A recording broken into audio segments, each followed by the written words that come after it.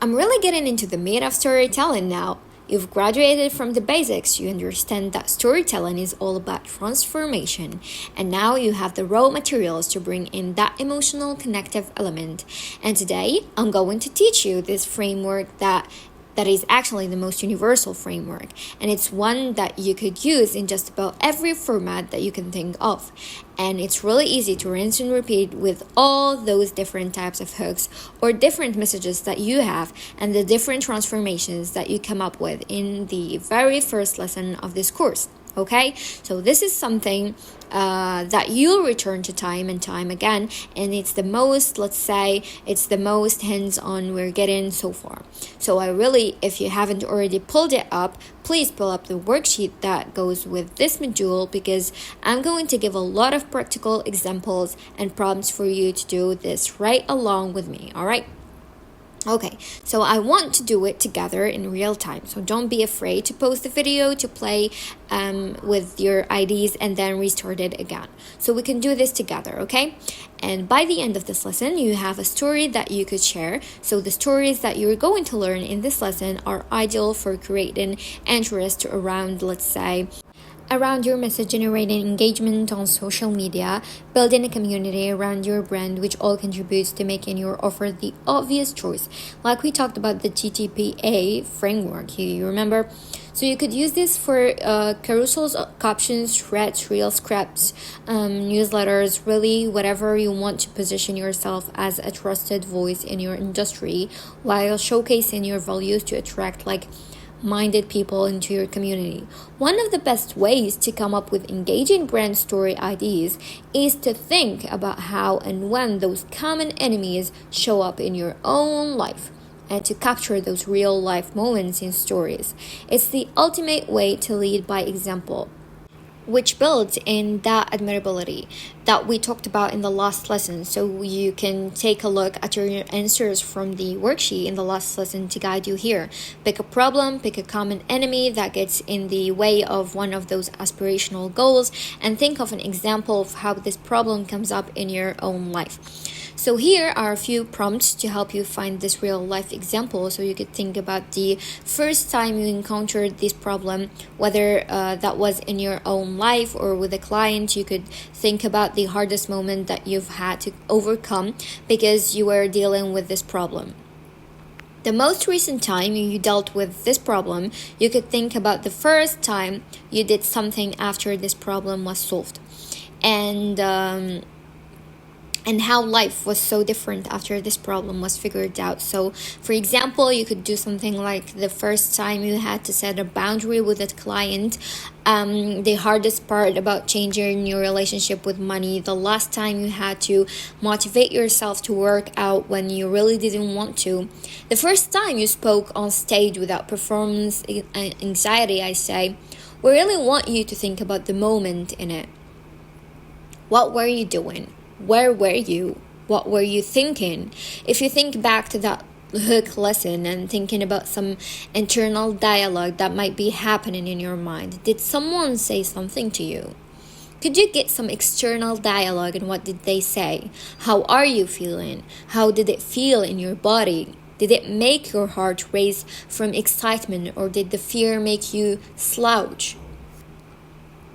Kind of like a really easy way to capture emotion in your storytelling content without going down the rabbit hole into too many details is to really think, where does the emotion show up in your body? Because that's where we feel emotion. So saying like you were slammed over in your chair out of fear, or your heart was racing from excitement, those are just the bodily sensations that you can capture in just a few short words that really bring that emotion into the story without adding too much detail that tends to lose people.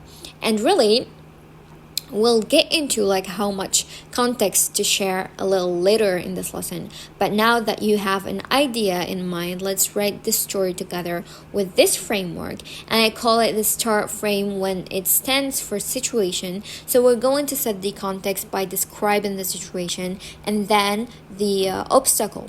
So this is the challenge or the conflict action, which is, the action steps that you've taken to overcome this obstacle, the result from taking that action, and then the takeaway, which is the lesson, the meaning that you want to impart from your story, the moral of the story, if you will. So please do follow along on the worksheet, and in that worksheet you're also going to find template, probably an example, so you can get inspired from those two. But let's workshop this together, and again, feel free to post this video so we can do it together in real life, and you can walk away with the story. Okay, so I love situational storytelling hook for this, and that is an open line that puts the reader right into the middle of the action. Sometimes you'll hear storytelling content, and when storytelling is being described, to put your reader in the middle of the action, and this is what we're doing here. And we're basically starting the story where the moment gets exciting, because we don't want to have too much build up, because then people can kind of lose interest, you see.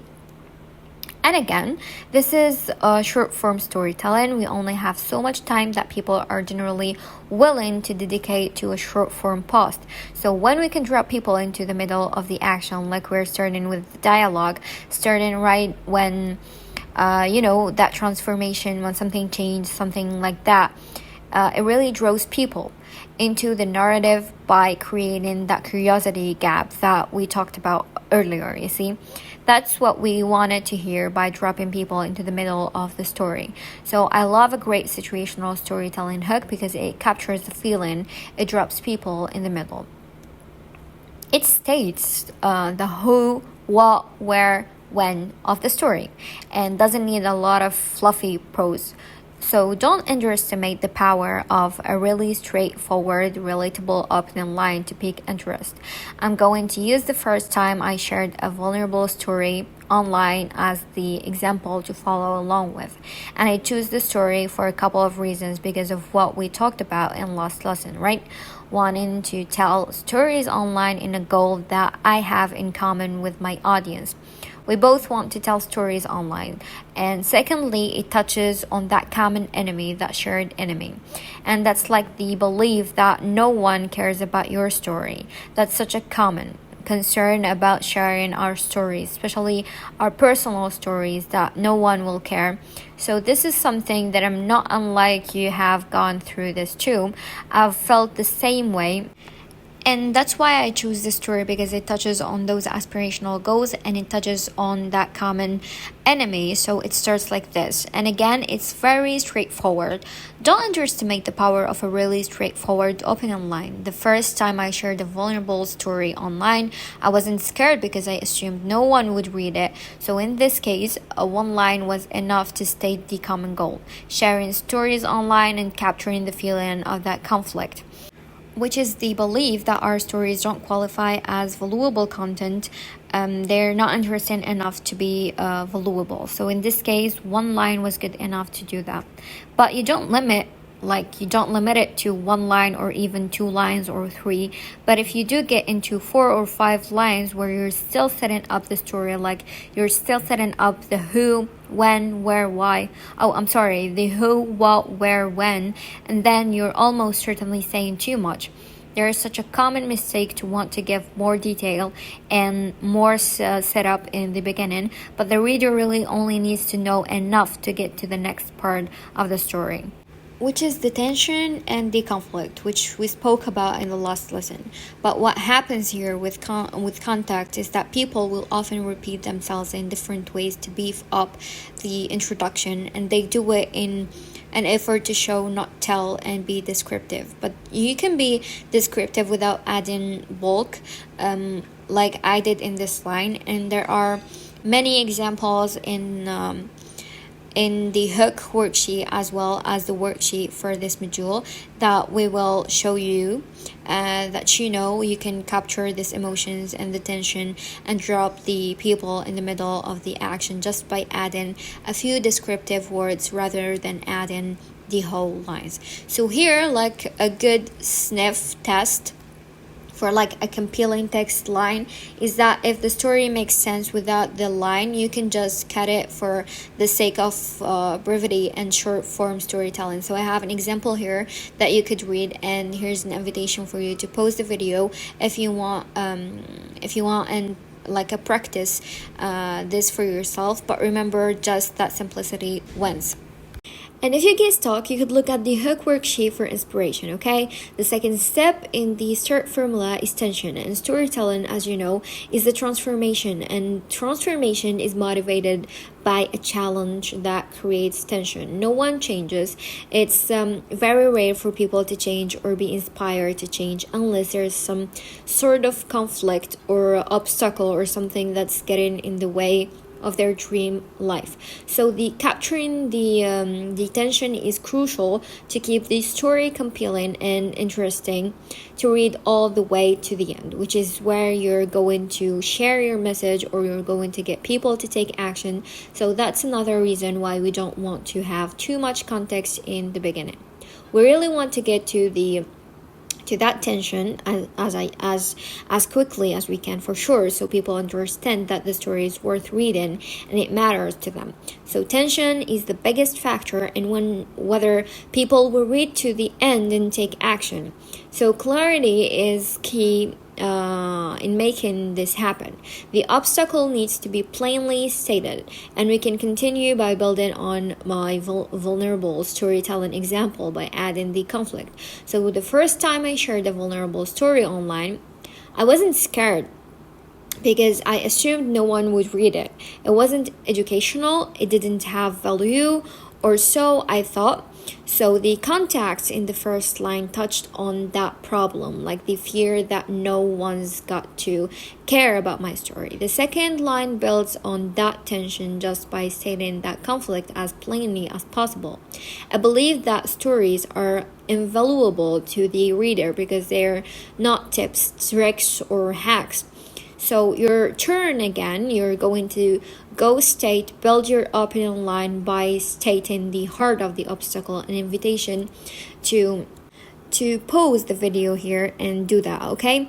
Action is the third step. So the action is the choice that the character takes before the transformation can happen. It is what happens right before the shift, whether that's an external circumstance or it could be a mindset shift as well. So just continuing with this example, the first time I shared a vulnerable story online, I wasn't scared because I assumed no one would read it. It wasn't educational. It didn't have value, or so I thought. I posted about my losing battle with entrepreneurial burnout and put down my phone. So I just want to point out here that the action doesn't have to be epic or life altering. It also doesn't have to have a positive outcome. Remember the picture rule that you admire a character more for trying than succeeding. Showing what you learn from a mistake is a great use of storytelling and marketing. So whatever the action is, it doesn't have to be the perfect action. So now it's your turn. What action did you take in these circumstances, and what action did the conflict prompt, and how did you respond to it? Okay, the first step is the result. So, in the beginning of the story, you opened up a curiosity loop by getting the reader to think what happens next. So now we have to answer that question. We don't want to leave the reader hanging. what happened after you took the action. So continuing with this example, I wrote 10 minutes later, I returned to a flood of comments and DM. All of them said the variation of the same thing. Thank you for saying what I'm reflecting. I feel you. This is me. The result is the response to sharing the story. What happened after you took that action at this point? The transformation should be evident. In this example, the transformation is clear, feeling like nobody cared about my story to realizing my story had value. As the results show a change, if so, you've nailed it. So it's your turn to illustrate the turning point with 2 to 3 sentences serving up the result of action. You see, now we're getting into the takeaway. The result is technically the end of the story because you've closed that curiosity loop. You've ended it. They know what happens, but in storytelling marketing, especially, or if you're on stage, you want to zoom out and show people the bigger ramifications of the story, the bigger lesson here. What can we glean from your experience so I could apply it to myself? What's in it for me, right? So the last piece of the story is the one that people are going to remember most. So just ask yourself, what should your audience learn from this story to finish up this example? I used to think valuable content meant sharing stage wisdom or actionable tips, but I learned that day that making people feel seen is the best value you can share. Your story is someone's mirror, so the story is told once. You have the start, but you want to finish with content with a call to action, and we practiced that call to action in the last framework, I say, from the first module. But you can keep it really simple here. So I just wanted to give you an example of, again, we always just want the CTA to be what action should the reader take. You just gave them this information. You imported this wisdom. They're all pumped up. What do they do with this information? So you could pose a question to generate engagement. Have you ever been nervous to tell your story? Let me know in the comments what happened the first time you told the story online. Have you ever told the storytelling? So questions are really good. Open-ended questions are really great for engagement, but you could make an ask if you like this story. You'll love my newsletters where I explore how to tell storytelling content or insert your area of expertise and how it helps people. So next we're going to dive into storytelling for sales, and I know that that is the one that most people have been waiting for in this course, so I'm really excited to dive into that. This framework is so helpful for generating engagement. This is the one that you can come back to. You can come back to all of them time and time again. I find myself using this one the most, especially in newsletters and carousels, and you'll see exactly how to do that in your own content in this worksheet. There are templates and fill in the blanks so you can make this your own, and I will see you in the next module.